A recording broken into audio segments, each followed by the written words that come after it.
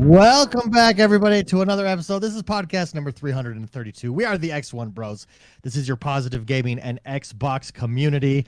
As always, I'm joined by the bros, the XoneBros. First and foremost, it's Mr. McSpicy. Hello, how's it going? Then it's Jordan the Man. Hello. And last but not least, I am X1. We're doing things a little bit different tonight. For those of you that are listening, you can't hear, but we're actually remote tonight. We had to do things remote. So it might be a little bit different, but that's okay. It's sometimes you just got to do things differently. Yeah, well, that's how it happens. That's what happens. Let's jump right into it. You guys have had the chance, Jordan the Man and Mr. McSpicy, to play a lot of Star Wars Squadrons. It dropped last week. We gave you our first impressions of it. I want to know what you guys think of Star Wars Squadrons this week. Let's start with Jordan. Jordan. Final review, final thoughts on Star Wars Squadron. Is it as good as you thought it was last week? Has it changed your mind at all? Is it worse, better? Give it to us. Go. So, I like it. All right, there we go. No, hey, funny story. I mentioned this to both of you guys like right after the show. So after the show, we all jumped in and played like an hour or so, we played and then we played. Anyway, we played, first impressions, right? My criticism was I wish they had more customization, and then I found out there's a menu of customization, which was great. So anyway, the sausage is made, man. They listened to me. Yeah, they sure have it. Yeah, I'm just gonna pretend it was a patch. So anyway, there you go. But no, I think the game is really fun. I think the game has some shortcomings, but I do think it is worth the $40, and I will say this only. It is worth the $40 for the multiplayer fleet battle experience. That is it. If you're buying it for any other reason, don't buy it. Like campaign, or, let's be honest, customization. Or, it's there, but it's still not, like, extravagant, right? They do have some good stuff, though. But anyway. Sure. And even if you're just buying it to fly around, I'd suggest maybe just getting Flight Simulator instead, or so, you know what I mean? Like this game, and there's only two multiplayer modes. There's Dogfight and Fleet Battles. Dogfight's fun. I call it the warm-up mode, like while you're waiting for your friends. Fleet Battle is the mode. I agree. That is the only reason I would suggest buying this, for the multiplayer Fleet Battle experience. It's awesome. Mm-hmm. It's so much fun, and I agree 100% with everything you just said. Yeah. I still think that there are a lot of bugs that they got to work out, and some mechanics of the fleet battle that are starting to be abused online as far as PvP. Basically, sometimes you'll have teams that once they attack and win the first match, because you both all just rush to the middle, and if they win and take out your flagships, they can literally just defend. They're on attack, but they can just defend on their ships the whole time. And it honestly, though, the game is still fun even when they do that. It's just frustrating because you're gonna kind of lose. There's no way around it. But I have to say, this is one of my favorite dogfighting games I have ever played. Yeah, it's in my really life. good. It is so good. Well, and one thing I really like as well that I think we talked about a little bit last week, is I like the skill gap. Yes, there's definitely a skill gap. It's not. Some people compared it to Flight Sim-ish, you know what I mean? It has some kind of, I guess you would say, simulator aspects, like, your instruments are really important and stuff like that. But I more so think it's not, I guess it is kind of arcadey, but it's a skill gap. Like sure. If you're a good pilot, you will dominate. If you're a bad pilot, you will get dominated. You will lose. Yeah. No, there's a big skill gap, and it's fun to watch yourself improve and stuff. I really like that about the game. Yeah. So where do the skills lie in this game? Beyond, like, what is the mechanic exactly of flying that makes it skill? Is it the way the ships run? Is it like Jordan, you were saying it has a lot to do with your systems and your armor? Yeah, and your weapons? Managing your instruments. Let's just go quickly through it. You have your radar, your targeting computer, your shields. If you're on the rebel side, and then your weapon systems and your thruster systems, I guess, right? Yeah. But so managing all of that, and it may, you may think, oh, it's pretty easy to manage, but like managing it efficiently and on the fly, switching from shields to cover your back end to then switch to your shields to cover your front end, to because you can on the rebel side, you can decide if your shields cover your whole ship, or if you use stronger shields on the rear or the back if someone's chasing you, or if you're, for example, going in for a bombing run on a capital ship, you're going to want to put your ships in the front, right? Managing when you're going to switch your shields to your weapon systems, and then of course using your targeting system. Like, it may sound easy, and you may like start to get the hang of it. Even I kind of get the hang of it, but then you see like really good people play and manage it, and it's there's a difference between that. So managing that properly is one thing, but again, just the mechanics of flying, speeding up, slowing down, because if you slow down to a perfect speed, you turn faster. You know, speeding up, you know what I mean? Like your movement, I guess, all depends on how fast your thrust is, I guess. And then of course, I think personally, there's a mechanic called the boost drift where you can drift your ship. And I've seen people, like, I'm on their tail and they full 180 flip around and come at me, right? The last Starfighter. Yeah. It's this game's version of hitting the brakes and flying right by. Yeah. Like and I think when you actually master that mechanic, you're good. Yeah. But so let me ask you this then. Spicy, what is your favorite ship to play with?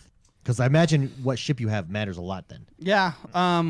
What's interesting too is both sides. You have the rebels and then the Imperial fleet, right? You have the two sides. They are different than each other, and they both bring different mechanics. Which I would add, I think, is what sells me on why I think this is one of the best dogfighting games I've ever played. Before, in these dogfighting games, it's been pretty basic. It's all technical. It's slow down, speed up, do certain maneuvers, and generally you'll get the edge and win, right? This adds a couple more dynamics with the overcharging on the Imperial side or the shields on the Rebel side. On the Rebel side, they have shields. On the Imperials, they're just tankier, right? They're just their whole. It just has health. Different guns on some of them. So the ships on both sides are different. So it makes it different to play on both of them. To answer your question, David, I wanted to say that because I didn't think I'd like it because I always wanted to be a rebel. I always wanted my X-wing and I always wanted my ships that I really like. But the bomber on the Imperial side is a phenomenal ship to play as. Mainly because they have a chain gun that you have to unlock it, which makes this game really fun too because you have a lot of unlocks that you can progression, unlocking on different abilities on ships, and that chain gun just feels good. You just squeeze that trigger. It's really, really fun.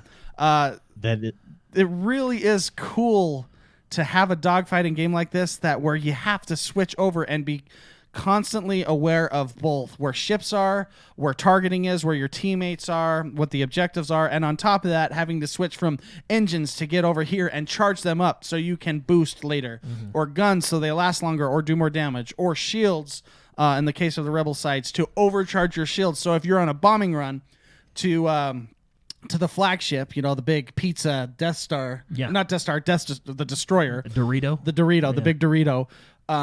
What you can do on top of all that is you can overcharge your shield, so basically it's double the shield health, and then force them all in the front, so you're completely exposed in the back, but you're a bomber, so you're going in just like in the movies, deflectors down the trench, and you just unload your payload, and it just feels so good. It's such a fun game. There are bugs that I'm hoping that they'll fix, which some of them are pretty important to me. But I love this game, and it's a $40 game. Yeah, it's cheaper than good. Most. The other thing that I really like about it, and we haven't really talked about much, I think we talked about it the other night when we were playing. I think we were talking with Barbara Blake about it as well, is I like the customization of the ships. So in the ships, you have different, you have your engine, your weapons, your hull, your shields, all this different stuff, right? When you customize your ship, let's say your shields, what they do is this shield is like your jack. They have every category has like a jack of all trades, right? Like it's decent at everything. That's the default one. Yeah, your default one. You can then unlock different shields. You can switch your shields to be better against lasers, but they don't charge as faster. So you know what I mean? There's always a positive and a negative. Well, on those ones, you're better against lasers, but worse against missiles, right? Yeah. So it's like, okay, but what I like about that, and it has that for every category. Same with engines. There's one engine that I use that I can speed up really fast, but my maneuverability, so like left and right, is not as good, right? Yeah. So it's there's a give and take and they're pretty severe gives and takes to all these different modifications you can do, right? And what I like about that, not to interrupt you, but what I like about that is it's the drawbacks are pretty big. They're more so than what your default engine. For example, if you want 30% boost on mobility, you're taking a 40% decrease in speed on acceleration. So it's like that. But what that allows you to do, even though you're having those drawbacks, you're actually able to customize a ship that has a very specific role that you can fill on your team of 5. Yep, and that's what I like about it. So in your team of 5, like you said, because you go 5v5 in their mode that they have now, right? In the 5v5, being able to do that, everybody on your team or your squadron, everybody in your squadron can have a very specific purpose and job. So my purpose can be I'm the hunter. Like my ship, someone sneezes on me, I die, but I can take out 5 people before they sneeze on me, right? Sure, yeah. So my job is to take out those people so Mark can go in, who is just set up to like bust a hole through the capital ship, right? Like he can't necessarily maybe fight everybody around him because they're quicker or more maneuverable, but you can bust a hole through the capital. You know what I mean? Like I like that everybody on your squadron, and where it gets fun is when you have a full group of 5, you can talk that out and talk strategy and do different things, right? Well, what's cool, like for strategy on that, you have support ships too that reload. They actually reload the bomber's payload, which is huge. And then they also can add shields to other teammates, even on the Imperial side. It's just a shield that absorbs damage. So you can have your A-wing going in first to take out the turrets, which is your hunters. Yeah. Then you have your bomber coming in next and just unloading its payload, and then you have the support class right behind him, feeding the shield to the front A-wing, and then reloading the payload on the bomber as well. It's fantastic. Well, it's because of their customizations, the type of team synergy you can have is really. It's almost like Overwatch with their heroes. You know what I mean? You can have a synergy that just works, right? It's really cool. I really enjoy it. I do think this is a excellent $40 multiplayer experience. I agree, and keep in mind it's difficult. The first thing you want to remember, it's just like a MOBA in the fact, not like gameplay-wise, not like that, but in the fact that if you die, it hurts your team significantly. Definitely. Yeah, because there's a 10-second cooldown, or Well, and how basically the game works with momentum. If you have momentum, you can attack the flagships and the barrier ships. If you don't, you're defending those flagships. And how you get momentum is you kill the other players, basically. Yeah. So if you die, it hurts your team quite significantly. So it's very team based and it's very skill based with all the things and just the roles that you can play. It's a fantastic game. Yep. I love this game, and I know it gets a lot of heat because it had bugs, and I don't even know why some of the heat it gets, all the complaints about it. I don't. People confuse me sometimes. I think it's a great game. It was a little unexpected how good it was for me, and I think it's maybe that's why it was so good, because we were going in like, oh, okay, let's see how this is. Yeah. This game, it's the game I've been playing for the last week. It's my go-to choice when I want to relax and play a game. And it's because they added the additions of beyond just the mechanics of dogfighting in general, the fact that you have to pay attention to your power levels on your engines, on your guns, on your shields, worry about wherever everything else is, and on top of that, just how the tug of war gameplay works. It's just such a fun game. I love this game. I do really too. It has my approval too. If you don't like dogfighting, obviously this game probably isn't for you. If you don't like Star Wars, obviously that's a consideration as well. But I like both, and I like this game. Yep. Spicy approves it for sure. Yep. Well, there you go. We gave you our first impressions last week, but this is kind of our final review. Again, if you're into multiplayer and multiplayer dogfighting, it sounds like it's the game for you. We did get a couple questions this week about TVs and monitors for the next generation of Xbox, and so I thought we'd dive into that. We got a question from Billy Pryor, who wrote in, Mr. Quick Trigger, and he says, I've been working every Sunday for overtime so I could save up for the perfect TV for my new Xbox. He says, I'm leaning towards the LG CX with its 2.1 HDMI ports, but would like your opinion on which you think will rule them all. Have a great one, and you guys rock. Awesome Gamer Name also wrote in with a similar question. He said, what are your TV monitor plans for next gen? Are you going to go with resolution 4K or frame rate 144 hertz, or drop the big bucks and go with both? So I thought we would go through and just discuss what we're going to be doing personally. Monitor or TV for the Xbox Series X. Mr. McSpicy, let's start with you. What do you recommend? Monitor, TV? What's going to be your go-to for this next generation of consoles? This next gen? I don't know. That's a good question.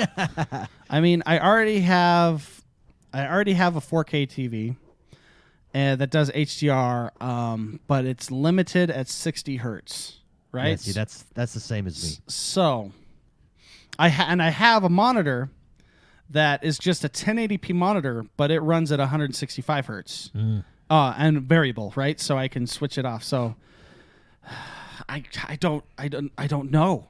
I've been. I think I'm going to play with both. Yeah, because why not, right? But I really think that. What were you going to say, David? Because I'm still deciding. This is a good question. I've been looking at monitors because I need to get, like, I have a 4K HDR, but again, it's limited at 60. That's what I play with when I'm streaming. That's what I'm playing on. This monitor, I just use the pass through. And I really like it. I like the way it looks. It's bright. It's an LG monitor, 27-inch.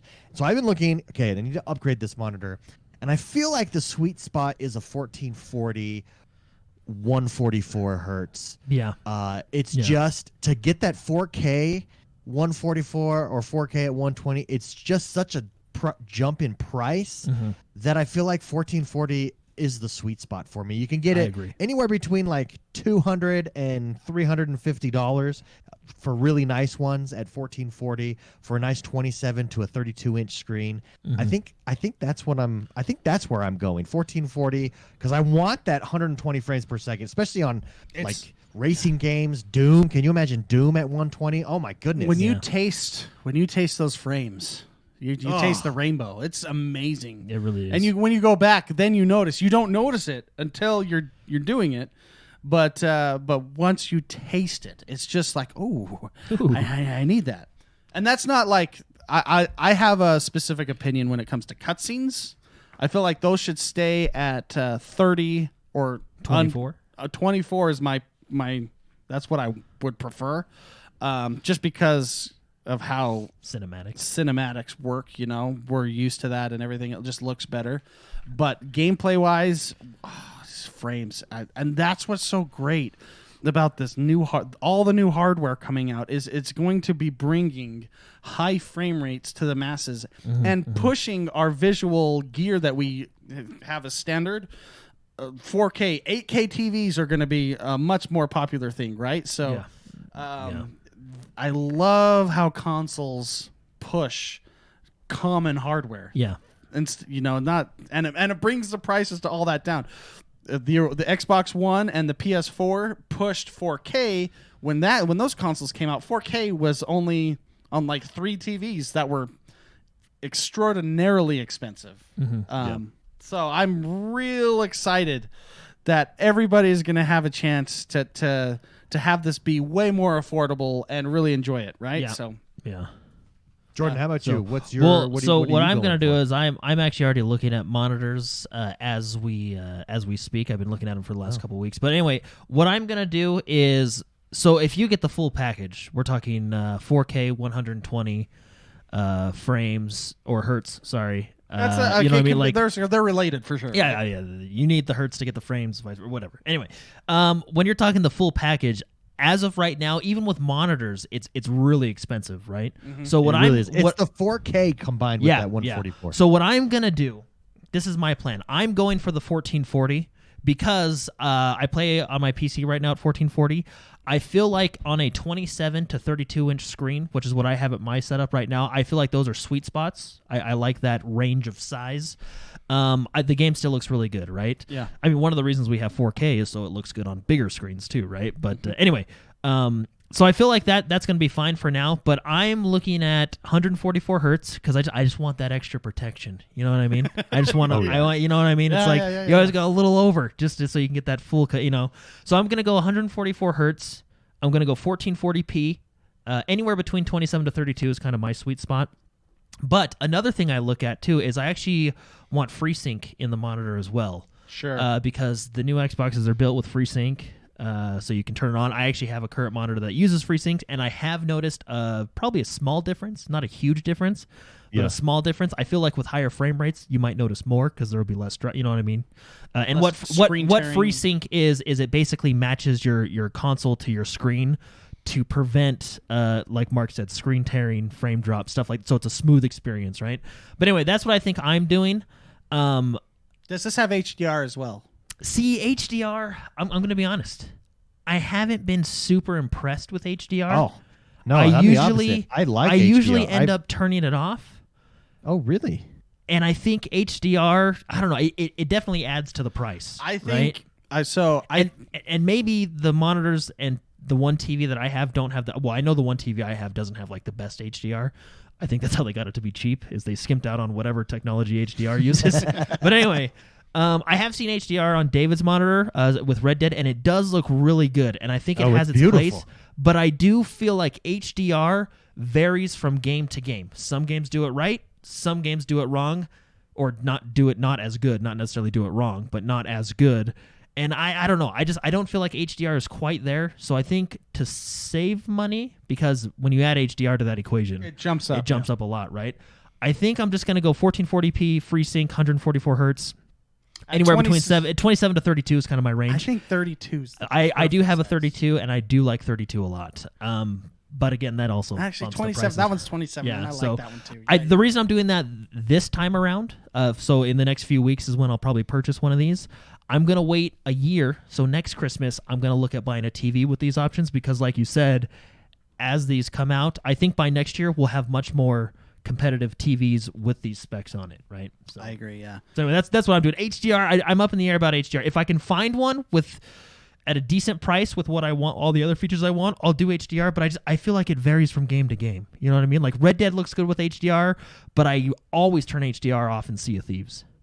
You know what I mean? Like I don't know. That's what I was going to say. I think it's kind of up to the developer to make HDR. If they put more than just an intern on the HDR team, you know, if they put a little bit of effort into it, I think it turns out better. I think it's totally, a developer thing that makes it look good or bad. So, David, you want HDR on yours then?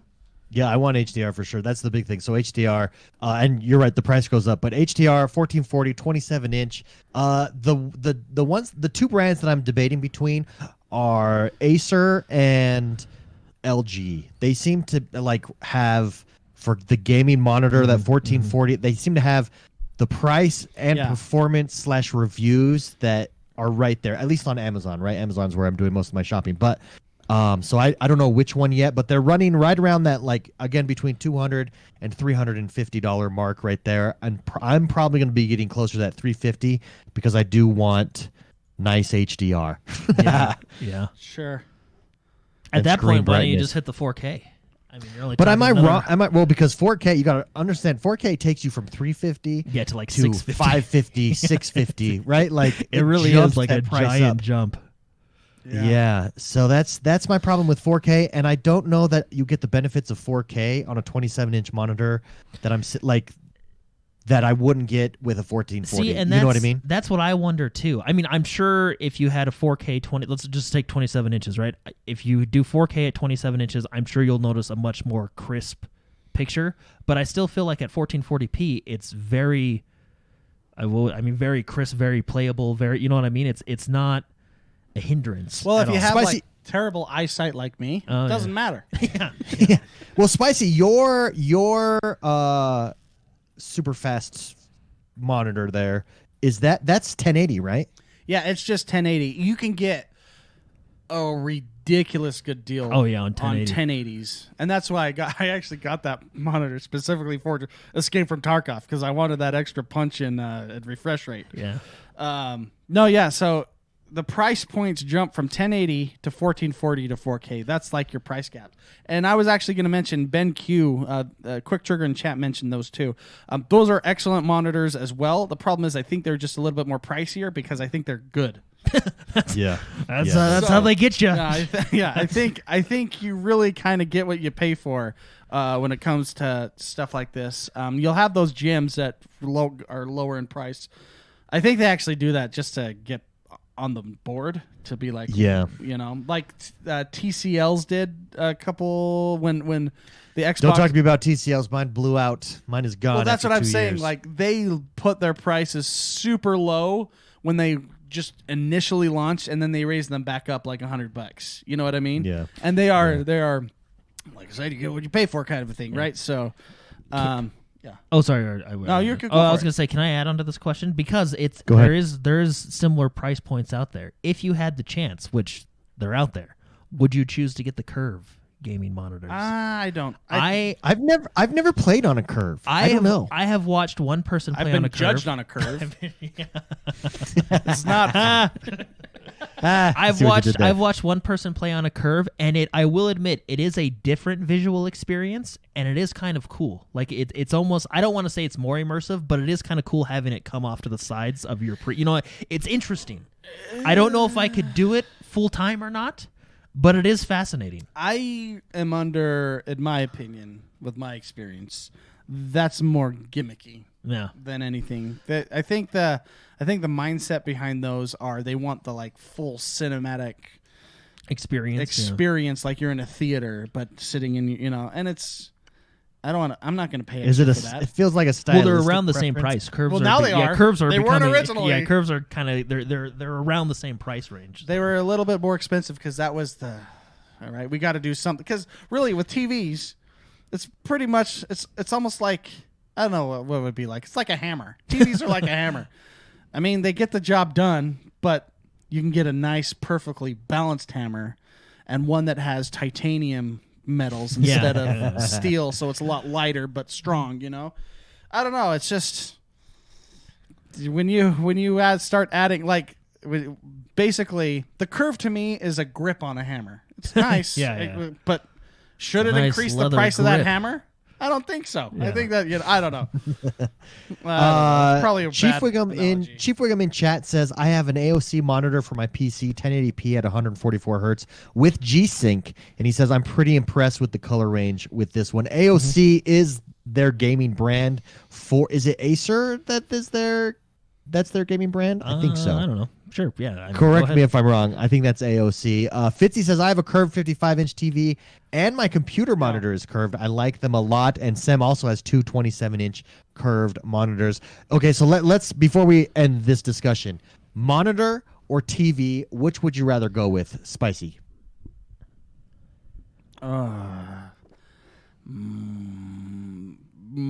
Depends on my setting. Okay. I would probably prefer at this point, with what TVs give me and with what monitors give me, I think I'm going to choose monitor. Mm-hmm. I think it just gives me more. It's more bang per buck for the price. Okay. And I think TVs will need to catch up just a bit. They're not too far behind. And where they lack, honestly, is refresh rate, I think. Because once you add the refresh rate into those TVs that have everything, let's say we're assuming they have everything else, that's when the price jumps, and monitors are just way more feasible for that. Mm-hmm. So I would say at this point, monitors have more of the check marks on my list than TVs. And I'm going to also add, chat, apparently a lot of chat has good taste in curved monitors and TVs as well. That's okay. I'm glad that you like those. They're probably not for me, but I know that it's more personal preference, right? So... Jordan. Yeah. Jordan, how about you? Monitor or TV? What's your preference there? Right now, because of how things are, it's just more bang for your buck getting a monitor with all those features. Yeah. Because like Mark said, when you get a TV with all those features, the price is astronomical. I agree. I'm the same. Huge, I game at a desk, and I can't go back. I've gone back and like tried to play Madden and stuff, sitting from my couch, and there's like a lag. You're like too relaxed. You on don't the feel couch. And while I serious. like that for like story games, but like competitives or first person shooters, I'm just so used to sitting at a monitor, proper form, straight up, elbows on the desk. Yeah. And I think that monitor is where it's at for me as well. Yeah, I'm going with a monitor as the console's released. So in the next couple weeks, I'll be buying one, and then next year when I think TVs will kind of catch up to where the monitors are with all these features, I will think about purchasing or upgrading TVs at that point. Now, I do wonder if TVs will ever have the G-Sync and FreeSync capabilities, if they don't already have them now. I don't know of a TV that has one now. Yeah, I don't know of any that have one now. I'm sure they do, but again, you're talking, and if they have those features, they probably have some other features which are, I think the Samsung QLEDs have the FreeSync on them, don't they? But again, yes, some of them. Those are thousands of dollars. You know what I mean? Yeah. So anyway, monitor for now. Next year, we'll think about a TV. Great discussion. Thank you very much, Quick Trigger and Awesome Gamer Name, for writing in. That brings us to the next segment of our show. Oh, shoot. I'm not ready. Here we go. There it is. Tell us, Jordan, what is happening in the world that is Xbox One this week? So there's a lot of good stuff, David. A lot of good stuff. Sorry, not just Xbox One, but Xbox. I got to get out of the habit of saying Xbox One. The world of Xbox. The world that is Xbox. Before we get started, because I don't know if this is in your news yet, but I did want to address something that I meant to address. There's like this rumor and news stories being written that really gets under my skin. I think I know what it is. That there's overheating problems on the Xbox Series X. That was a rumor started because someone said on two different websites, two different journalists, that the Xbox Series X gets hot, and everybody's basically came out. And so articles were written, the Series X has overheating problems. No, it doesn't. That's just high-end PCs blow out hot air. Aaron Greenberg came out. We did a video on our channel. If you haven't subscribed, youtube.com/XoneBros. Come subscribe. We got videos dropping every day. I actually really like that tweet. We did a video on it. Aaron Greenberg came out and clarified and said, high-end PCs blow out hot air. It's working like it's supposed to be working. Well, and he referenced the engineering team. It was so funny because he was basically like, I talked to the engineers. You're good. Yeah, but how much do you want to bet? That's funny. This is going to be on podcasts everywhere, and people are going to jump on it. There is no overheating issue. Again, I repeat, no overheating issue with the Series X. It's working as it's supposed to. PCs blow out hot air. Not just PCs, powerful PCs. Yeah, exactly. I don't know if I talked about this on the podcast or if it was just on a stream, but the limitation on power essentially is cooling. It's heat. Yeah, it's all heat. We can have the most powerful, amazing computer that will run the enterprise, but can we cool it? If we wanted to, we just add more plugs to that box. It's the Tim Taylor method. Yes. More power. But you're going to need a lot of nitrogen to cool that thing. You know what I mean? So it's all about cooling. And when you get this hardware that is powerful, it's going to take a lot of air and hence a lot of excreted hot air to cool them, right? And that's what this is. I think with this particular issue, I think Microsoft is a little bit more aware of it than most because of the red ring of death, right? Like, for example, when you're at work, you make a mistake. You usually do things so you don't make that mistake again, right? That was a ginormous mistake. That was billions of dollars. That if you actually go back and listen, I think it was Peter Moore at the time talked to, I think it was Steve Ballmer at the time, and he basically said, if we don't fix this, we lose the brand, right? And they, like you said, they made a $1 billion decision, like $50 billion investment to fix it. So I think, and again, I think the reason the original Xbox One had that giant fan was a safety precaution. You know what I mean? Like half the box was a fan, but it's gonna stay cool this time, and right? the giant power brick. Now too, I'm not. Right? The giant. That was pretty good. Thank goodness we don't have power bricks in it. Thank goodness I don't have to deal with those. Anyway, but I do think, at any console launch, whether it's PlayStation, Nintendo, or Xbox, I think you're going to have defective boxes. That's just the nature of it. That's why they have the 1-year warranty. That I actually had issues with my Scorpio that they actually took care of very well. So, I can't say I'm not impressed with their customer service. But I do think with this particular issue, I don't want to say never, but sure. I do think with this issue, Microsoft is a little bit more aware of that because they've gone through this issue in the past and they know, this is a $1 billion mistake. Don't make it. You know what I mean? Yeah. So Yeah. Well, the whole reason that it's this cube that is designed the way it's designed is for cooling, right? Yeah. Like it sucks it up and blows it out the Yeah. top. So, And actually, can I divert the conversation? I talked to Mark about this last night because we were playing Star Wars. They actually came out with the PlayStation 5 teardown yesterday. The heatsink? The heatsink is huge. Have you seen it? Like it was like I it's haven't almost seen it. it's I saw the almost teardown, but I size didn't of look the into it. box. But again, Is there like, a picture I'm of not. it? I wonder if I can find Yeah, a picture. you can find it. I'm not making fun of PlayStation at all. I mean, I mean. That's the you, thing. you have a problem with cooling. The best solution is the biggest heat sink you can fit in there, right? Like, I mean, it's actually. I do think both consoles are really thinking. You know what I mean? Like heat's a big issue, right? But yeah, the plate there it is on the far right, there it is in the middle. But it's a. This one right here? It's big. It's as big as, and the console itself is big too. It's as big as the console. I mean, it's a big boy. Okay, I'll throw this on So, screen but, so everyone can see it. But again, the reason they do this is that protection. Like, hey, we don't want this thing to overheat, right? I mean, Well, rather be safe than sorry. That's the thing. It's power. Yeah. And with this much horsepower, you need to cool the dang things, Yeah. right? So, Yeah. oh man, yeah, that's pretty good. Yeah, but That's giant. that thing was The huge. whole console's just the biggest. That is a big console. It's kind of I'm actually excited because I'm looking to I know we're Xbox, but I'm looking to get a PlayStation as well. I'm kind of excited. You know how we talked about the Xbox being like a talking point in your house because of the size of the PlayStation. I'm excited just to like someone walks in. Whoa, what's that? That's It's not my router. yeah. You know, it may look like the king of all routers. yeah. It is not. No, anyway, the reason I bring that up is because we're talking about heat, but I mean that's their solution. Obviously, Microsoft's solution was a design for their box and stuff, right? So, I don't think again with Microsoft, I'm not particularly worried about that being the problem with my Xbox because they've been through this before. So I think they have things in place to obviously prevent that.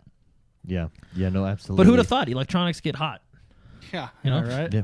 Who would have thunk it? Mortal Kombat 11. Oh, this is one of the greatest stories I've ever. This is the other one I'll tell you about. Yeah, You've had this on the screen Yeah. this whole time, and Yeah, I no, have so, purposely not looked at it. So Mortal you can surprise Kombat. me. Let's start with the nice stuff first, and then we'll get into the juicy stuff at the end. So, Mortal Kombat 11 is getting a free update to Xbox Series X. So, if you currently have it, you'll get a free patch for the update, which of course comes with a new set of graphics for all that fun stuff, right?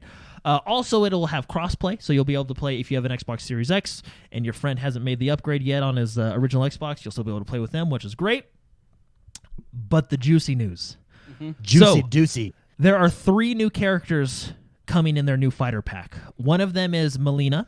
Okay, cool. The other one is Rain. Classic. Okay.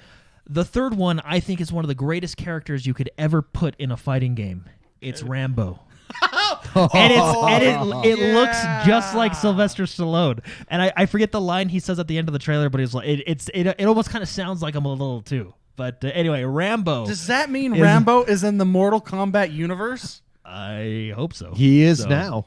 But yeah, if you haven't seen the trailer, Whoa. it's a really cool trailer. It shows Melina and Rain fighting each other, and then at the very end, Rambo comes in with a big old freaking machine Dude, gun. I gotta pull And up he this just trailer right he just now. talks about it's Rambo. But anyway, Hold yeah, on, is it voiced by Sylvester Stallone? Fitzy in chat is saying that it is voiced by Sylvester Stallone. complete with Stallone's actual voice. Yes, it is. Here it is. Oh, with That does it awesome. say Sly Stallone's actual voice? Is Yeah, Sly yeah. like his son, or is that just what they No, call that's him? him. That's his Oh. nickname. Okay, I'm So- pulling this up But yeah, right now. well, that explains why it sounds like him. But it is. I think this is one of the best DLC characters they could pick up. He's right at the very end. It's like a 3-minute trailer. So if you want to just, It's 2 minutes. Okay, Do you think sorry. we can talk for 2 minutes? I don't know. Mortal Kombat's can do a it. really good game. I could do anything for 2 minutes. I have actually been really impressed. I'm going to say this though. I have actually been really impressed with the amount of developers that are going with these free updates to their current games. Oh, yeah. Because I'm not the biggest fan of the new $70 model that, as far as I know, only 2 developers have really jumped on.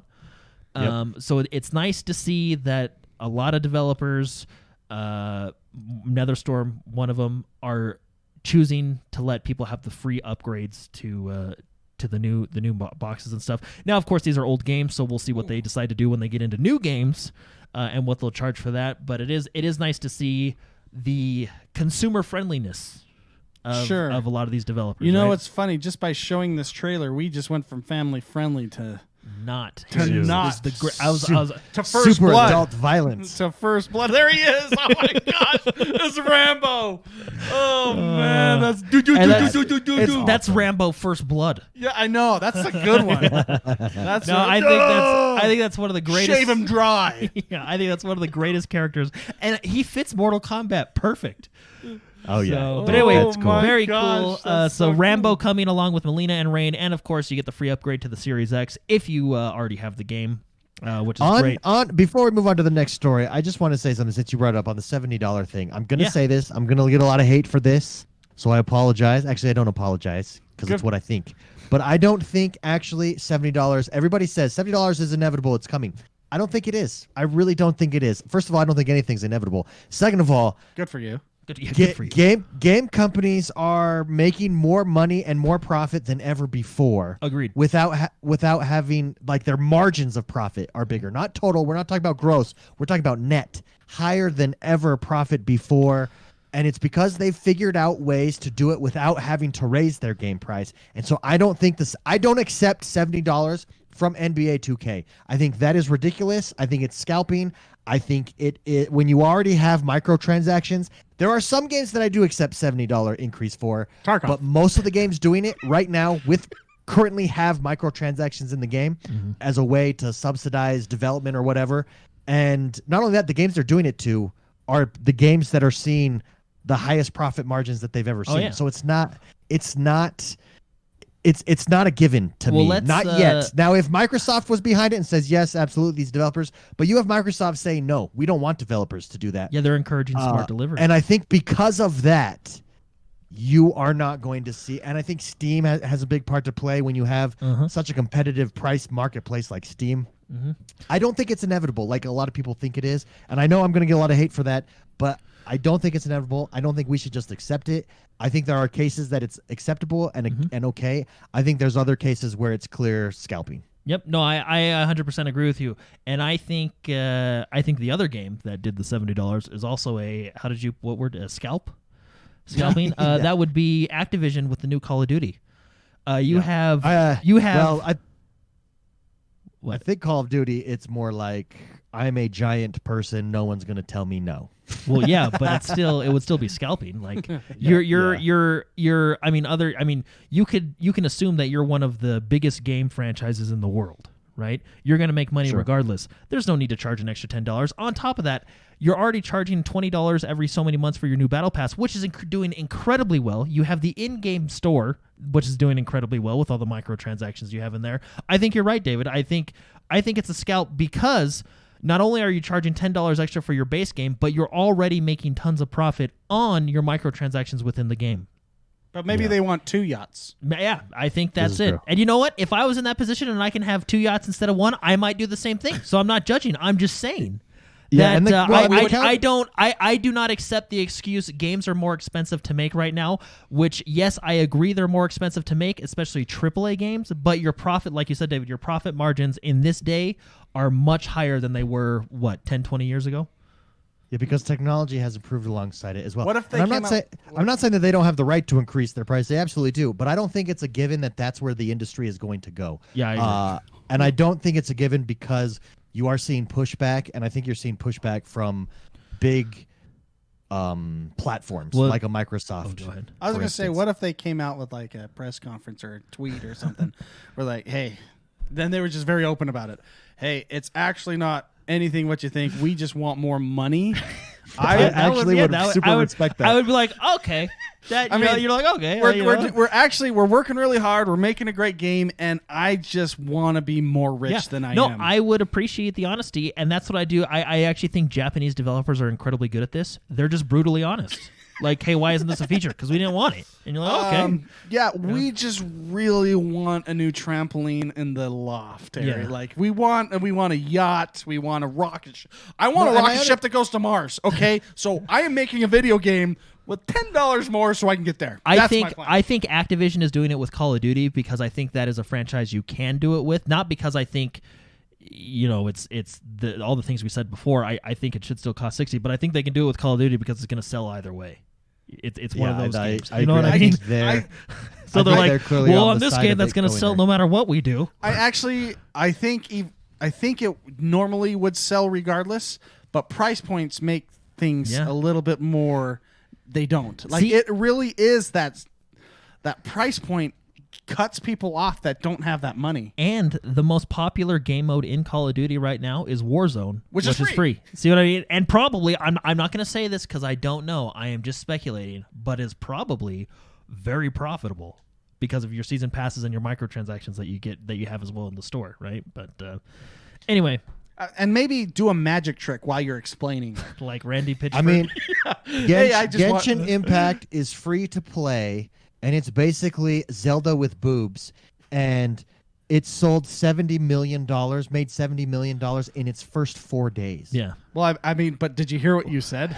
Yeah. Yeah. Well, and it's I really I'm just saying.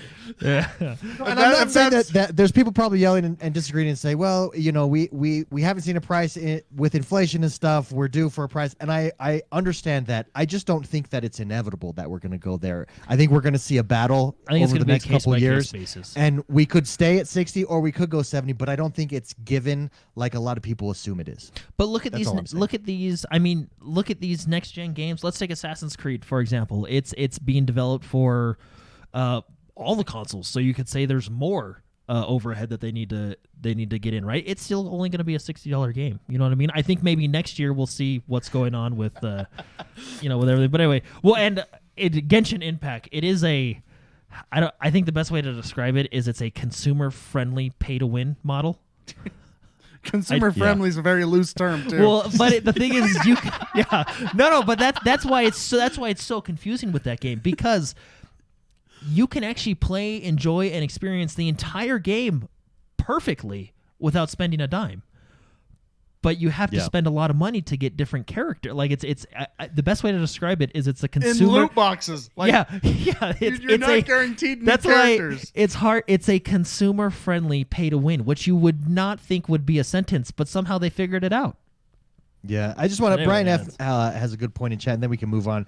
He says, my big pushback when people talk about inflation, he says, back in the day, there was no DLC or microtransactions. It wasn't possible. And so there was no guarantee to none of that. He says, if they were to guarantee none of that, I'd be okay with an increase in price. I agree.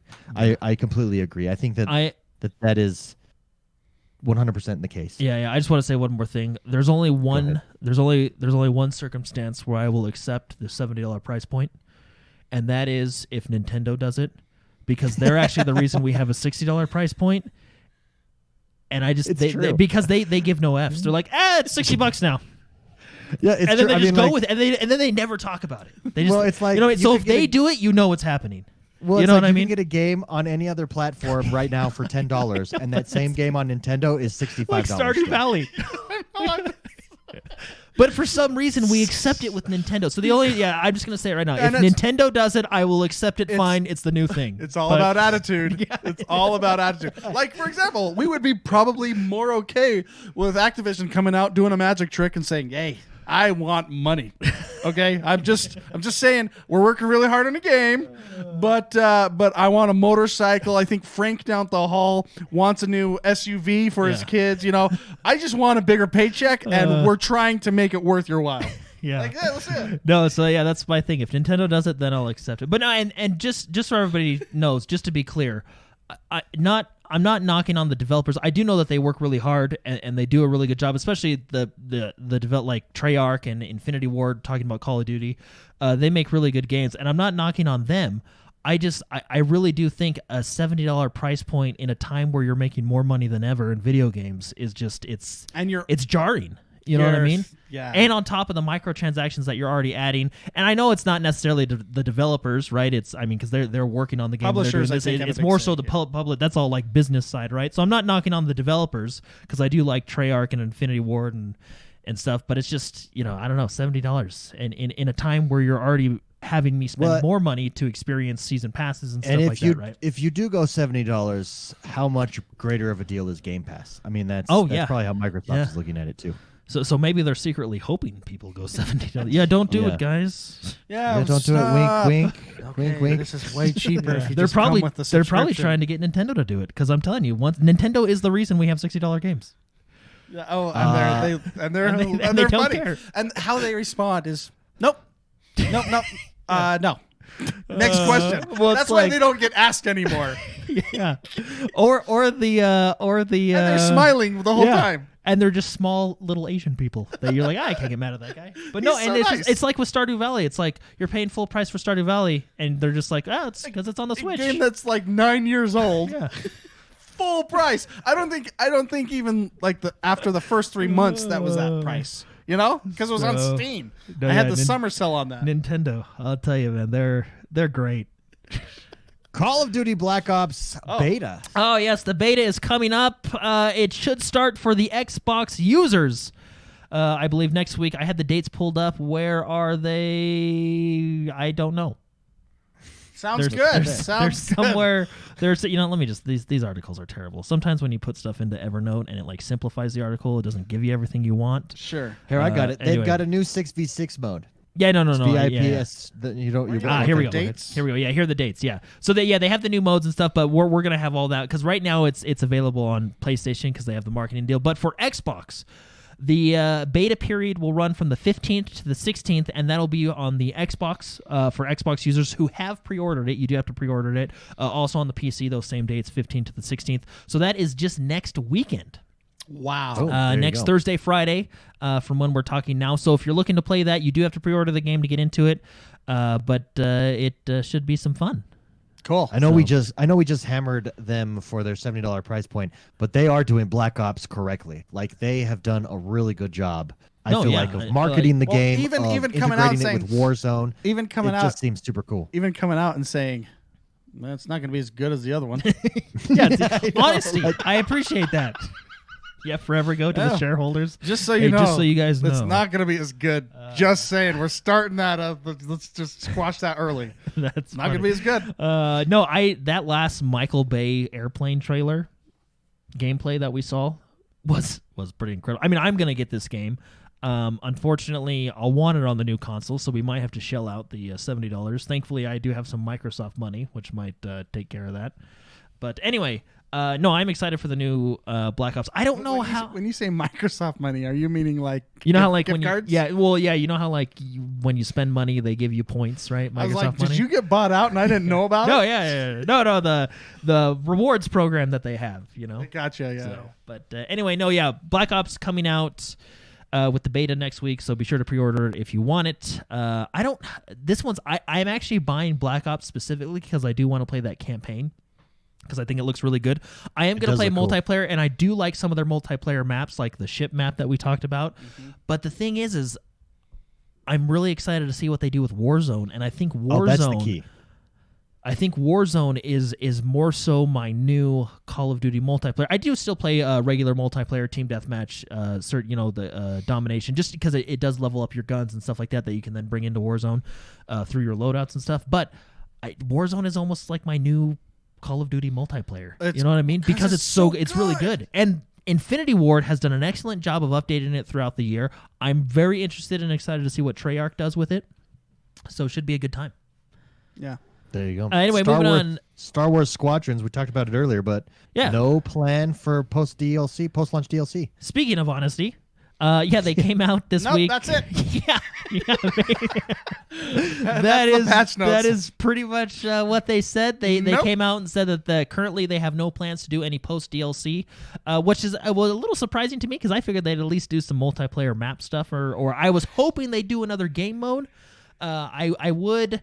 I mean, it may mess with the balance. I would like to see maybe some type of large scale combat in the That would be dogfighting. You know, nuts. yeah, I know, Like You know what I full mean? on Clone Wars nuts. like 50v50. No, I'm just kidding. But I know just because right now it's 5v5. I would like to see, I don't know, maybe like a 15 versus 15. I don't know, just some game mode where it's like a grand, like in Battlefield, like a grand operation. You know what I mean? That's just like a really big game mode. But I don't know. We'll see. But anyway, they did say, quote, "Never say never, so to speak. But as far as our philosophy goes, we're not trying to treat this game like live service," end quote. So that's what they said. So maybe, but it doesn't seem like. Well, it would be nice to have some of the other ships from the series too. Yeah, right? see, and that's what I thought maybe they do as well, but who knows? Well, that doesn't mean that they won't get that, but there's no new mode specifically, right? So they could still add those things in. But I also kind of like it with the respect of they've got Fleet, which is their marquee mode that you guys are both loving. So instead of dividing your focus on new modes, just 100% go all in on that mode and just perfect just focus it over on time. But even then, I feel like post content would be more maps, more variations of that game mode. You know what I mean? I don't feel like that's what they're saying there. I think you're going to get maps in that mode. I think it means no additional game modes. Yeah. So, and he But I did could be wrong. he did say never say never. So, well, I think a lot of it is also geared towards no single player expansion, which thank goodness we don't need to divert any more resources to that. I mean, that was just I played it today on stream. It's not that great. It's not why you're buying that game. Just to be honest, the game is fantastic. I really like it, but that's not the reason you're buying that game. So anyway, Outriders. This is the new looter shooter. It has been delayed. We've talked about it before. It has been delayed to February from its original December launch. So we're getting it now in February, which is just a 2-month delay. But also Xbox Series X and S upgrades will be coming, and they will be coming for free if you buy the game. I'm about to drop a rumor here. Here's the on rumor. why it's being delayed. It's being delayed because Xbox is buying Square Enix. Boom, did it. Mic drop. That would be show over. That would be funny. Can you imagine if they did that? Holy crap! You would have. Who else is left? I guess we have Naughty Dog. I guess. Yeah, but at that point you could just retire. Oh, I guess Bandai Namco. I guess right. Bandai Namco. And that's it. Do you? I mean, I know we talked about it. Do you? A couple weeks ago, I would have said Bethesda. Well, they'll never be able to do Bethesda, right? Well, that's and then they did that. So really, nothing's off the table in my mind now. They could buy Square Enix, but that's just that.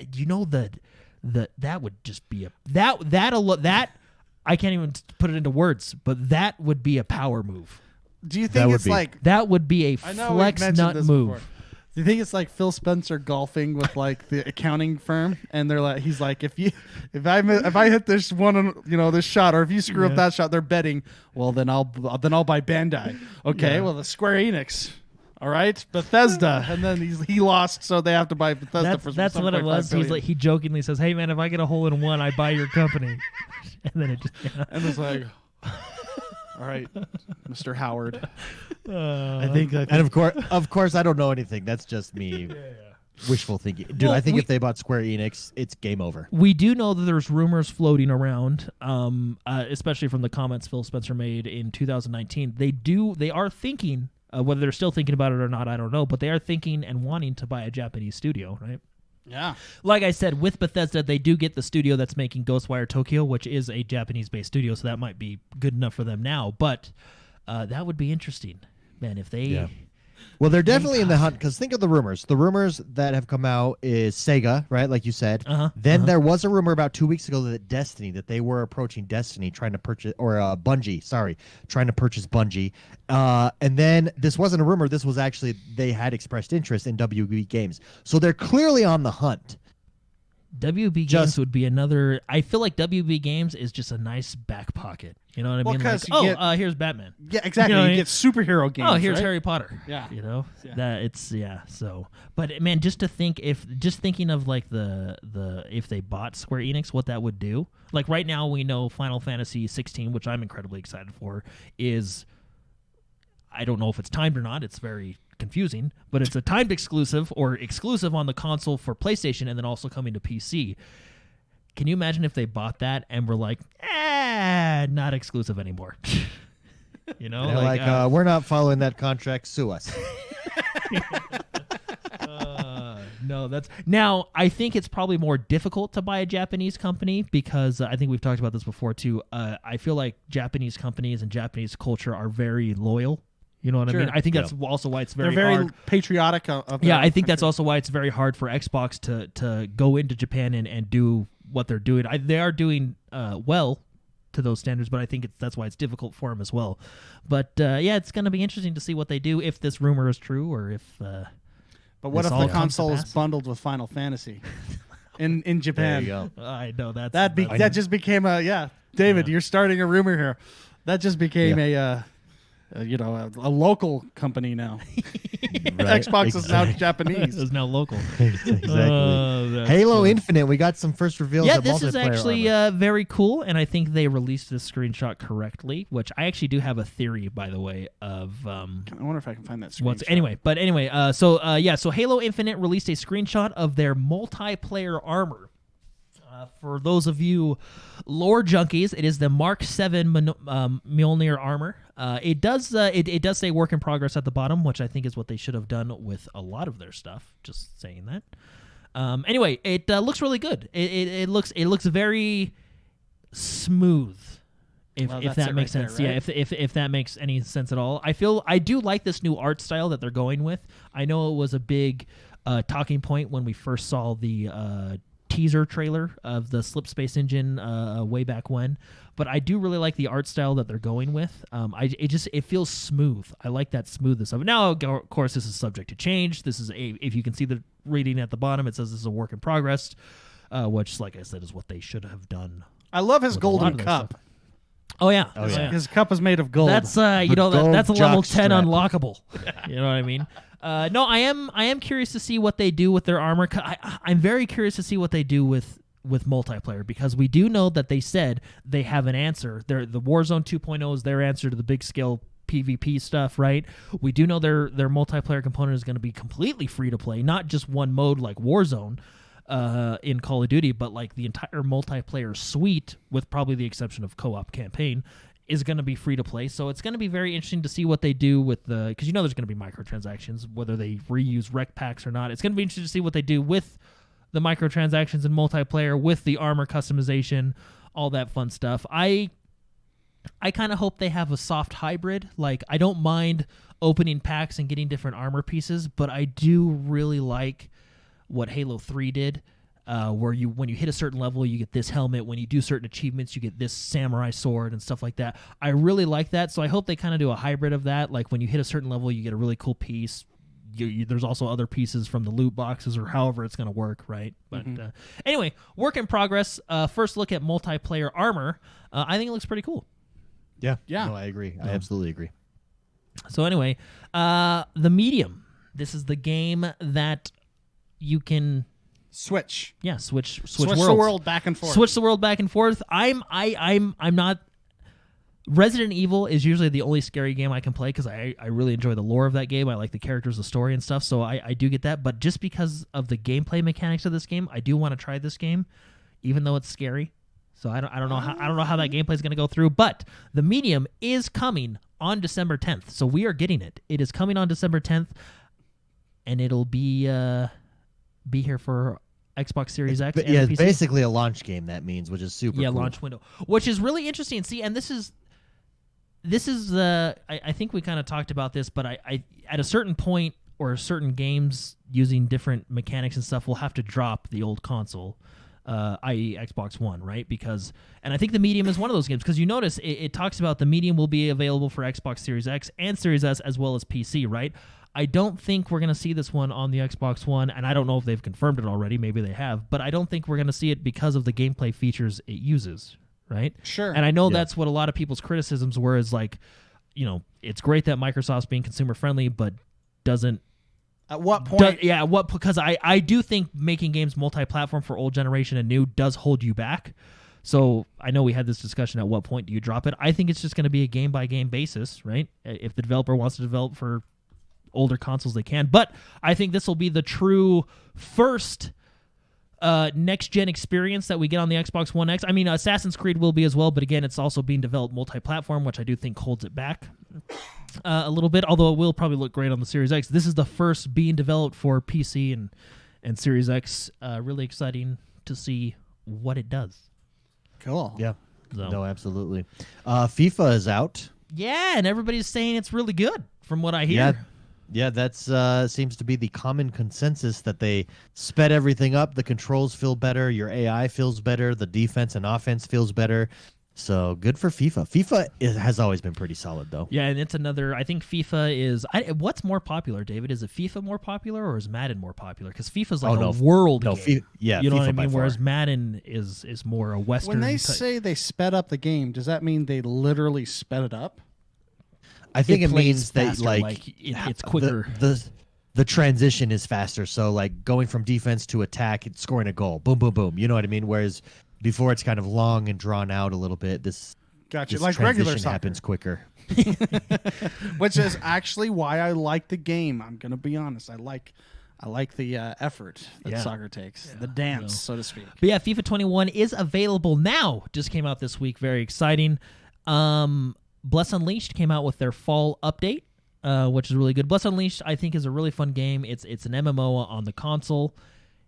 It's free to play. If you like MMOs and you've not given this a try, I would suggest trying it. It's a fun little, palate cleanser MMO, if you will. I don't know how else to describe it, but I really like it. It was fun to play. I played this game kind of between my main MMOs, which would be like Final Fantasy and Warcraft and stuff like that, right? And it was really fun. I really enjoyed it. I'm excited to go back and see this fall update. They're making some changes on some of the zones. There's some PvP changes, UI changes, which is really cool. But be sure to check that out. Completely free update, now available on the Xbox, which is great. And then David will probably talk a lot about this story, but I found this very interesting, and I really like how Microsoft is deciding to do it. But Microsoft is reportedly bringing xCloud to the iOS in 2021 with a workaround.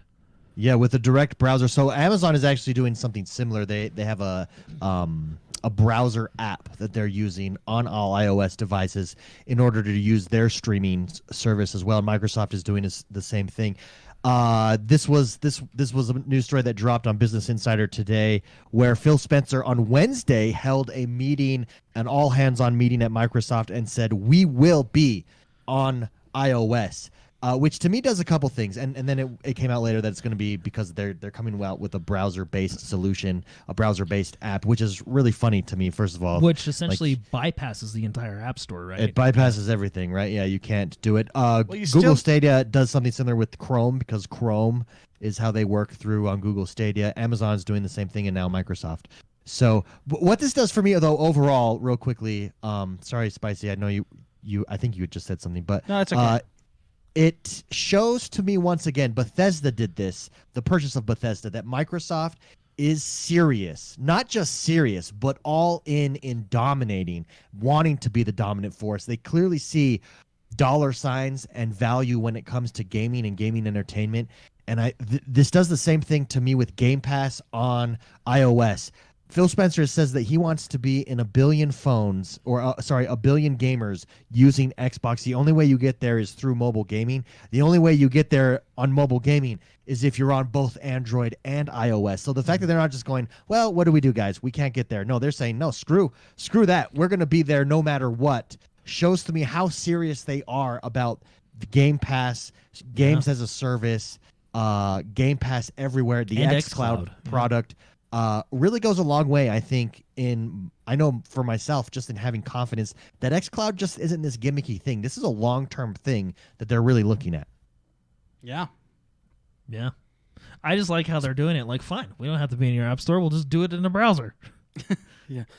So, and I'm curious I'm curious how they're going to do it in the browser. I mean, it's probably just going to be an incredibly optimized for mobile web page, right? No, that's the thing. I wonder if this doing it this way unlocks different tablets outside of even Apple products. Oh, and Android. And right, if you have that, basically it's going to be a URL, right? So if you actually have access to that URL, you could be making some pretty custom stuff on your own stuff. Mm-hmm. I mean, you could basically play a console on a TV. Not just mobile. On you know what as long as if your TV has a that's fine. No, this is I think this is a really good and creative way to do it, and it's going to be interesting. And I wonder if I don't think Apple would care, right? I mean, what are they going to do? They can't come out with browser terms of service. They could sue.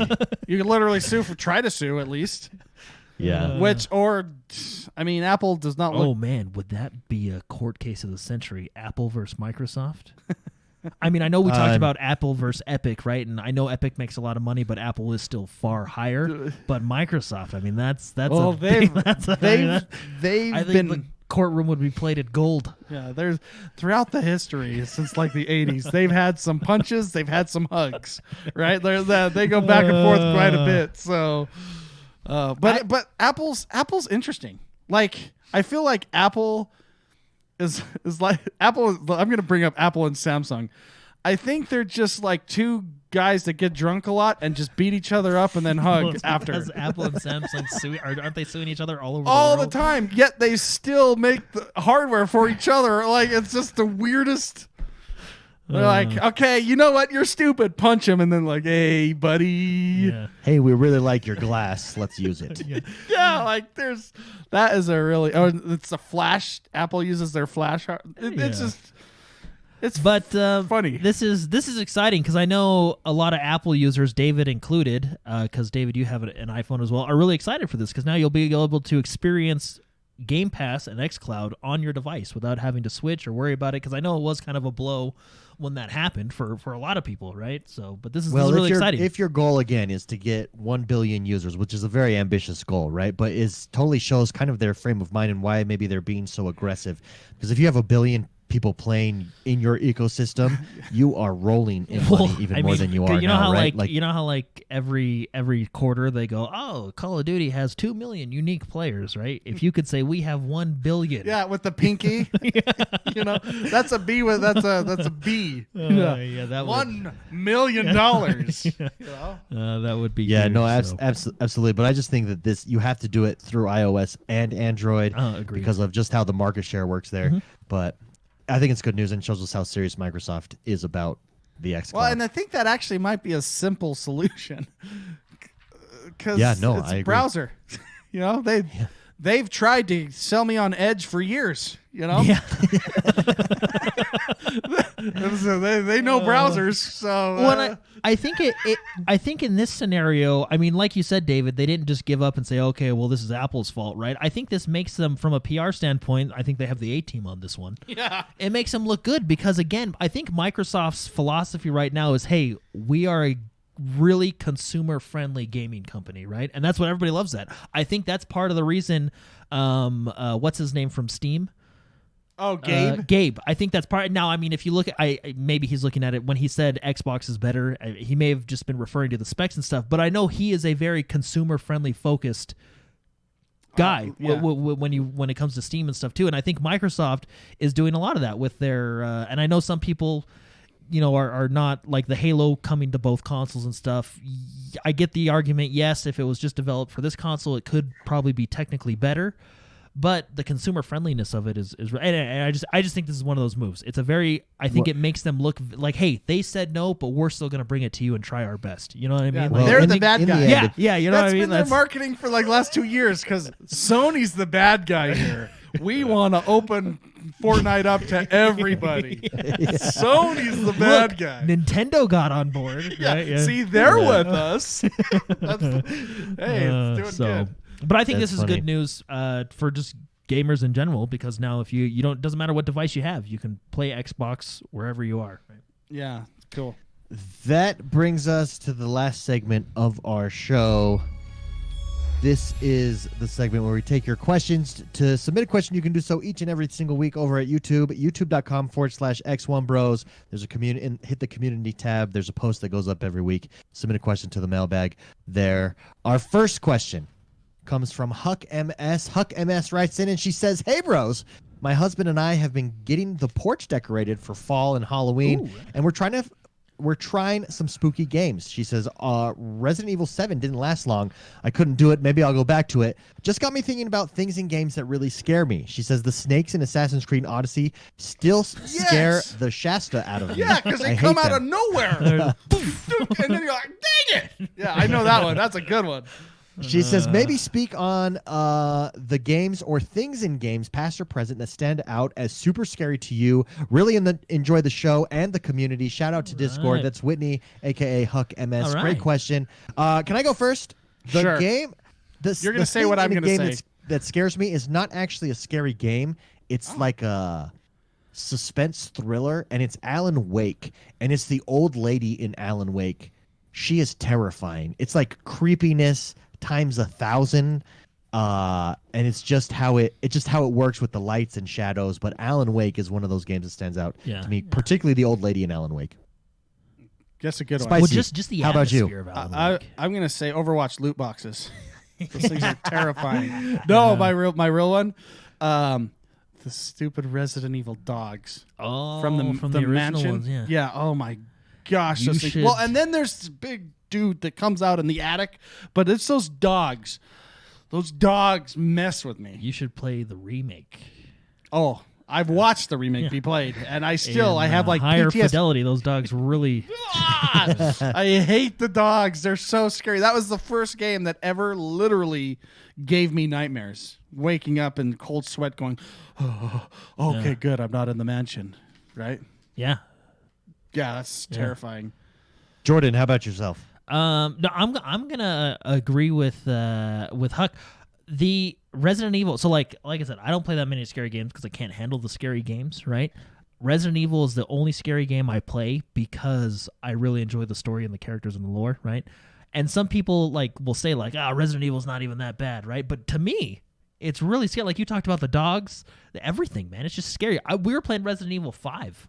We were playing co-op, remember, a little while back. Even that game, when their tongue or face split, it's just a scary game. It's scary. It may be more, I don't know, it may not be the scariest game out there, but it's scary. Yeah, actually, here's another one that scared me. That was all the fad when I was back in high school. Slenderman. You remember when you had to find the pages? That one is hilarious. Yeah, you remember that it was You turn around and he's just standing there. Yeah. Ah! Well, and what's scary is he's like this really unnaturally tall guy. And it's just like He's slender. Yeah, slender man. No, yeah, you had to find the pages, and then you get Chat mad. has some good games that scare them. The Silent Hill Radio, Super Shocker says. Fear, Fitzy was a freaky game. Big Buddy, Bubby says spiders in the new Star Wars game. I think spiders in general suck. Yeah, no, they. Yeah. Quick Trigger said Dead Space, and Super Shocker, Chris Percival says, I got scared playing Subnautica when it ggets dark and crazy fish fly at you screaming. It's true. It's true. When you get too close to things that you're not supposed to get to. And last but not least, Fitzy says Hellblade isn't really scary, but just the sounds and voices make it. Yeah. There is a creep factor there with those Hellblade sounds and voices that's a little bit eerie for sure. Speaking of Subnautica, David, you can attest to this one because we did it when I got it. I got a VR. It was the PlayStation VR when it first came out, and there was this demo called Ocean, and it was basically you were in a shark cage, and your shark cage broke, and there's just he never gets you, but he almost does, and there's just this anxiety of oh my gosh, you know what I mean? Yeah. So no, I agree. speaking of agree. fish, I've been there. Speaking of spiders, grounded spiders are awful. You know the game Grounded? But if you turn on, those spiders are gross. if you turn on arachnophobia mode, they're hilarious. Then they're big snowballs. They're big snowballs with red eyes. That's a fun way to do it. Great question. Thank you very much, Huck MS, for writing in. Super Shocker writes in and says, how's it, bros? I hope you guys were able to dive into Doom this month. It's a fantastic game for many reasons. He says, but I do have one bloody bone to pick. Where's the ammo? Don't get me wrong, he says, it's not as hard to come by as Resident Evil, but I find myself running around hell with only my mitts to defend me. Am I the only one with this issue? Great question, Super Shocker. I had a chance to jump into Doom this week. It's a great game. So good. And what I like about Doom is it's not traditional, as in there's an ammo box there, let me go pick it up. I just killed this guy, let me go pick it up. You actually have to saw people in half to get the ammo, and do your special moves in order to replenish your ammo and your fuel and stuff like that.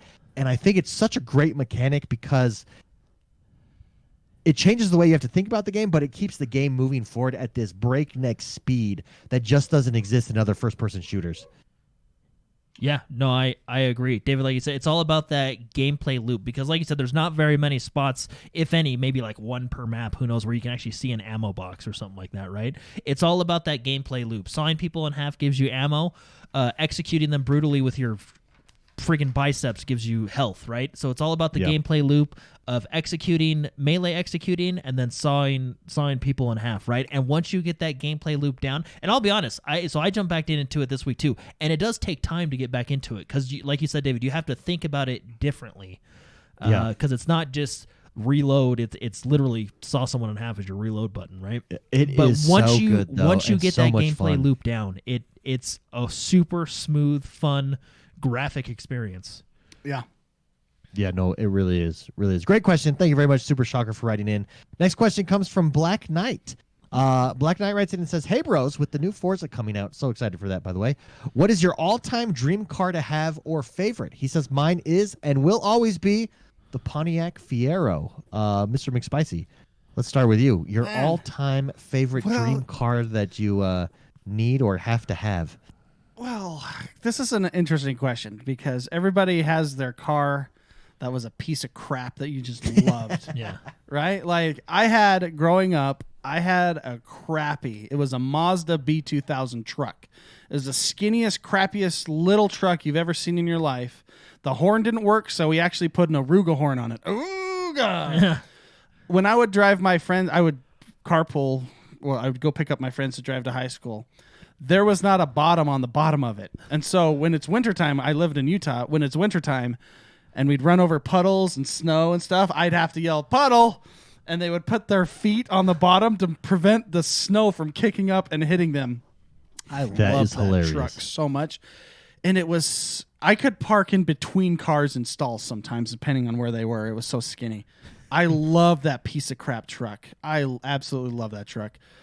It will never be in a video game, ever. It's not a good car. It didn't have power steering. I could start it with a dime because the key didn't work. So I would get the change from the change in the middle and start that thing up with a dime. It got my arms really strong because of the no power steering. It had a big old like bus style steering wheel. I love that car. I would choose that car if I could, and I would be on the slowest. It was it would like top out at 60. It was not a good car at all. Not a good truck. If I had a lot of money and could get whatever I wanted, there's a lot of cars that are just amazing. I think I might want to go for like a really nice Jaguar. Oh yeah, Jaguar I don't know, nice. like. There has to be the right one. I used to watch that show Top Gear before it changed to the Amazon show that they have now. You know, like the British Top Gear. And they have a lot of nice cars in there. Yeah. But Jordan. But I like power and comfort. I'm all about, it can't be like those Porsches that are just uncomfortable. I need a comfortable car. Power comfort. I'm done being power comfort. I'm done being uncomfortable in my life. You know? Yeah. I hear you. Unless it's that Mazda B2000. How about you? What is your dream car? I'd have to go with the BMW 3 Series. Those are solid racing cars. Sure. So I'm just kidding. I actually just looked up top 10 racing cars, and that was number 2. So I really don't know. I think cars are cool. I think engines are cool. I'm not like a car aficionado. Oh, what about video game cars? What So would be, video game car, a vehicles in Warthog, Final Fantasy, which I've already put in there. Warthog. They've already put the Warthog. They already put the Warthog in there. Yeah, the Regalia from Final Regalia, Fantasy. yeah. No, I mean, in real life cars, I do like. I'll be honest. Ever since I saw the movie Ford vs Ferrari, the GT, that what was it? It came first place The 3 in a McLaren? row. No, the GT, the Ford GT. Okay. Which, by the way, is already in, I think, Forza 6. It's like the cover car for Forza 6. Well, that's But I am partial towards like I like Mustangs. I think one of the coolest Mustangs is the 1969 GT500 Shelby Mustang. Yeah. If you're Eleanor? if you're unfamiliar with it, Nicolas Cage drives it in Gone in 60 Seconds. So That's his baby. No, I mean and Mustang is also in the top 10 of top 10 racing cars that I googled. That's anyway. So I think real cars, I'll go with the Mustang because I just like them, and I'm talking the classic Mustang body. You know what I mean, like the 1969. Even like your wife's new car, it's got that classic. Yeah, Mustang my wife drives body. the Mustang. The muscle. That's her. she will never not buy a Mustang to drive. Yeah, so I She like loves that Mustangs. the newer Mustangs, like your newer one that you have Yeah. that. What is it? Would you call it, like the boxy look? I call it the American muscle look. The American Muscle. Yeah. It's kind of got like that. Yeah, that late '60s fastback style look, right? As for fake cars, I would go. They already did the Warthog, so we're good there. But David's right. The Regalia from Final Fantasy. gonna drive something. And you would win because you could just fly. Might as well do it in style. Can you imagine if they put that in Forza and they actually let it fly? In the simulator then it turns into Microsoft's Flight Simulator. So I think my that'd be cool. car of choice would be, because like they take old cars and then they keep them looking the same on the outside, but they completely do all the inside, so you get like modern convenience. Oh, yeah, like yeah. power steering and it's a new engine, right? I don't know what it's called. He's gonna It's get a specific type of gangster build. car. I know it. An El Camino. Yeah, an El Camino. No. Oh, that's a great car, by the way. I know that they have some fast El Caminos. The car I pick is the DeLorean, Oh, but retrofitted. And imagine if they put the flux capacitor on it in Forza Yes, and let you time dude. travel. No, I pick as my dream car the DeLorean, The heaviest completely car ever renovated. made, right? That would actually that'd be really cool. Can you imagine the starting line? You have a DeLorean, Mark's old truck, and then the Regalia just lined up right there. Dude, I would be in last place. That thing. Oh my! No, I didn't even gosh. think of the DeLorean. That's actually a good one. And I feel like DeLoreans are kind of coming back. Well, yeah, like coming back like digitally. Well, no, I mean everybody likes the DeLorean, right? I mean, I think it was it was actually like a terrible car, right? It's like a piece of crap. yeah, it was like the way It's they made of solid with stainless steel. American stainless steel. No. But anyway, no, I think I would like if I had the chance to buy a DeLorean, I think I would. Yeah, it's Fitzy. It's coming back to the future. No, but like a lot of, I mean, I guess when I say coming back, a lot of rich people or people with money buy them. They're kind of like a collector's car. You know what I They mean? are because they were so bad no one bought them. And well, now they're rare. Well, here's my question, David. Because I would, if you had the money to buy a DeLorean, would you? Oh yeah, no, and See, I would I get it think I would. completely redone, so it wouldn't have like a DeLorean engine or insides or Mine guts. would It have just the have the flux body. Of capacitor. the You're DeLorean. gonna see David driving down and having go and start bouncing and leaning sideways like in every late '90s rap video. They should do that as a DLC. You know what I mean? Like Forza Horizon did with the like Forza Horizon did with the Lego DLC. Like they should just do like a wacky car pack. You know what I mean? And then you have cars like the DeLorean or the Regalia. Oh man, yeah, that's good. I don't know if he was expecting all the answers that came out of this. You know what I'd like to see in Forza, like a Forza simulator? They should just do like minivans. You know what I mean? They do trucks. Why not just do like the regular man's car? Like a they do Toyota vans, Corolla. actually. Yeah. They call it like the average Joe playlist. A Toyota Corolla. Well, what's that wrecking where you're Where they do the couch, they do it. the couch wreck? Wreckfest? Wreckfest. Yeah, that Wreckfest, game. yeah. That's a good. That's a really good question. I wish I had a DeLorean. That's a good one. I Any want one. any gangster car with suicide doors, I'll take as well. Just throw that on there. Pimp my Great ride car que- pack. See, that's what chat's saying. Great question. Great Bucky. question. Thank you very much, Black Knight, for writing in. Our last question comes from Rocket4. He says, "What's up, guys? Any thoughts on Mike Morhaime, former CEO of Blizzard, announcing that he's starting his own gaming company called Dreamhaven? He says, it's got me all kinds of excited, especially since other former Blizzard directors are joining him. Would love to hear any thoughts or opinion you guys might have. Cheers from Atlanta." Sure. So, Right. Mike is the original co-founder of Blizzard Entertainment. He was the guy- and instrumental in coming out with World of Warcraft. He was a cool guy. He was the guy that always wore the party shirt at the company meetings, the Hawaiian button-up party shirt. yeah. Even at the BlizzCons, like everybody had a Blizzard shirt, but he'd always have a button-up Blizzard Yeah. shirt, and he'd always have like the first two And buttons. just he was- smiling all but the time. he was like, he was just. You get the feeling that he was a nice guy that just wanted to make a good game for people to enjoy. You know what I mean? Like, Sure. I feel like I mean, I don't know his personal life or anything. I just know his kind of public life of being at Blizzard. I really like Mike Morhaime because of who he is. So he's a publishing company called Dreamhaven, and I think David, you can correct me. There's 2 studios that they have under them right now. One is for kind of mobile gaming focused, and the other is more of a big I guess, would you say AAA game focus? I mean, I'm not 100% sure. They're That's called kind of Secret Door and Moonshine. Yeah. Moonshot games. I don't know which one is which. Moonshine but, games. I don't know which one is which. That's a retirement company if I've ever heard one.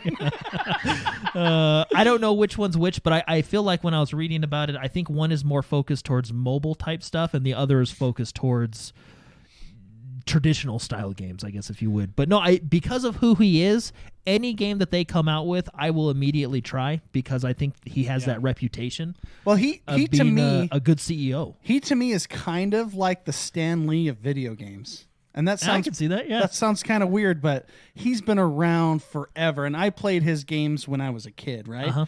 And he's just a nice guy. Well, see, and that's why you like him. Yeah. Hello, BlizzCon. He's that guy. We're not going to have that anymore. I know. And I actually, we've talked about the conspiracy theories behind Blizzard a little bit. I think they this is my theory. This is whatever. This doesn't necessarily reflect of the opinions of my co-host here. I think they kind of got hostile to takeovered. You know, there was a takeover of Blizzard, and one by one, every 4 months, someone left. Someone left. Big. Someone big, the big boys, and they kept leaving. And Ben Brode, Chris Metzen. Yeah, yes, exactly. Those people that we saw every year at BlizzCon, they started to slowly stop showing up. You know, and I think this is kind of like a Respawn move. Yeah. Like when Call of Duty. Respawn was a great developer for Call of Duty. Funny enough, also Activision. True. Another Activision. Whoa. Not saying Activision's bad, but I'm just saying pattern. And what we got from that, we got Apex, we got Titanfall, we got really good games. Star Wars Fallen Jedi or Fallen Order, Fallen Jedi. I don't know. Exactly. And I think we are going to see good things from this company, from him, because he just likes to, like you said, he's a nice guy. Yeah. That likes to make games, right? So yeah.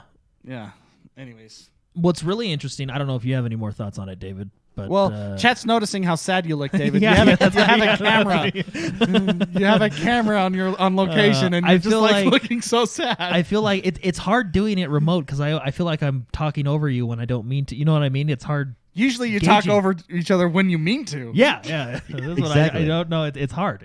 So anyway, but no, I'm curious. Oh, sorry. You can see. Go ahead. See, I didn't know. It's hard. No, well, do you think that they can recapture that magic? I feel like yes. I feel like once a good developer, always a good developer. I agree. Yeah, I think it's the developer. I don't know how to say it. It's the developer that makes the game, not the game that makes the developer. That's a T-shirt. Game right development there. 101, right? Yeah. No, I think he brings so much experience, and I actually think that publishers kind of, in this day and age, this is my theory. It doesn't, whatever. It doesn't necessarily reflect the other opinions of anyone else, but I think that developers like him and others are what make good games and great games, and I think publishers with the board meetings and stuff, more hands in the pot, make the good games and the great games worse. Yeah. And I feel like this is a move where he's going to be able to feel free and do the things that he wants to do. Well, and what's really interesting about Mike Morhaime is he was the CEO of Blizzard, right? So he was probably doing a lot of the business side of it, publishing side of it. But under him, I mean, Warcraft was at its height under him. I think it was it Legion or Wrath of the Lich King? I think it was Wrath of the Lich King where Warcraft reached its height under him, right? I mean, of course, he stayed a few years later and Warcraft went down due to different expansions. Well, but anyway, Chris Metzen leave, and yeah, he was but like the backbone of that series. I feel like having him on the business side, I feel like it's good because I think again, just like Microsoft and Steam, we used as an example earlier, I think he is a very consumer-friendly focused approach. You know what I mean? Whereas the other publishers, like you said, may not be that way, right? And I just think he's a talent. I think he's talented at what he does. He obviously makes good decisions as a CEO because Blizzard. He was in the heyday of Blizzard Entertainment, right? From Rock and Roll Racing all the way up to my favorite. Love that game. All the way up to my favorite expansion, Wrath of the Lich King, right? So anyway, very cool. I am curious what their studio makes. I think it's going to be an RPG game, role playing game, right? I'm curious if they try to jump into the MMO space. That would be crazy. Because what's fascinating is he comes from Blizzard, but he also brought a lot of employees from Blizzard over. Yeah, we're talking big. Respawn. We're talking big name employees. I think one was the head of the Diablo. The other was I think he was it Heroes? You can. I went to their website and you actually were able to look at the list of employees that they had, and they showed their former jobs. I think one was a head of over Diablo. One worked on Hearthstone, and you'll have to go through. Ben Brode? Was it Ben Brode? No. He has his own company. Yeah. But no, he brought a lot of Blizzard employees over, or at least a handful of them. So I'm really curious. Do they try to jump into the MMO space? That would be ironic. Yeah. Well, here's the thing, and Jordan, correct me if I'm wrong in this assumption, but I follow a lot of YouTubers that play a lot of MMO games because I like watching. I want to know I feel like I missed the magic of Warcraft because I didn't jump in, and it feels like in the MMO community, Warcraft has never been reached. It's the pinnacle, and Warcraft at its height has never been reached again, including current Warcraft, right? Warcraft currently is not where it once was. And if they could make an MMO, I feel like the MMO players and community and player base is thirsty for an MMO to recapture the magic that was that original World of Warcraft. Oh, I think you're 100% right. I think Warcraft is number one because of the same reason Call of Duty is number one. When they did it right, and they basically revolutionized the way that genre was done. Same with Call of Duty with Modern Warfare. So now you have like Call of Duty in a position where people have been with Call of Duty so long, they love that formula. They get it every year, right? They get it every year. I'm the same with World of Warcraft. Their formula is good. I like the grind. I like the world itself, right? So I buy every expansion. Now, like there are expansions that are worse than others, right? Like I wasn't the biggest fan of this last one, but I'm kind of excited to see what they're doing with this new one. They just delayed it because of issues, which I think they needed to anyway.